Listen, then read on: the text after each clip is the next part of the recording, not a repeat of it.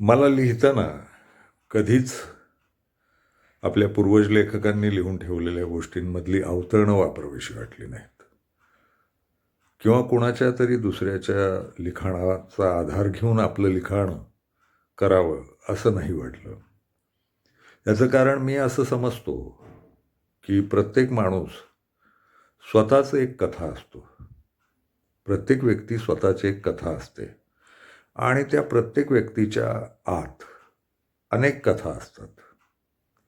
प्रत्येकानं स्वतःची कथा लिहावी. प्रत्येकानं स्वतःची कथा सांगावी. त्यात दुसरे काय म्हणालेत, दुसऱ्यांनी काय लिहून ठेवलंय, दुसऱ्यांचे काय विचार आहेत, याचा समावेश करण्याची गरज नाही वाटत मला.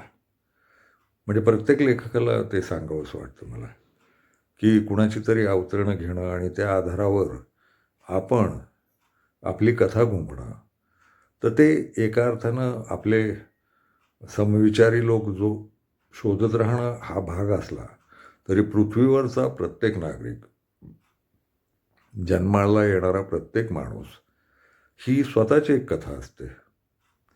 तिचे स्वतःचे विचार असतात. तिचा जगाकडं पाहण्याचा, अनुभवांकडं पाहण्याचा स्वतःचा एक दृष्टिकोन असतो आणि तेवढं स्वातंत्र्य सगळ्या जगभरच्या प्रत्येकाला असतं.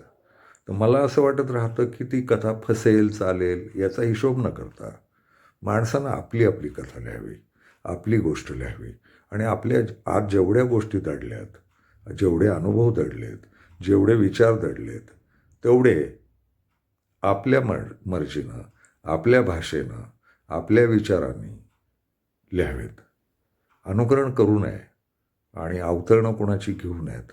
ते त्यांच्या जागी मोठे लेखक असतात. ते मोठेच असतात. आपणही छोटे नसतो माणूस म्हणून. ते आणि आपण मनुष्याची रचना म्हणून एकसारखेच असतो. त्यांचे विचार त्यांच्याबरोबर असतात. आपले विचार आपल्याबरोबर असतात. तर मला वाटत राहतं की एवढं स्वातंत्र्य घेऊन प्रत्येकानं लिहिलं तर हे फार रम्य कथांचं विश्व होऊन जातं.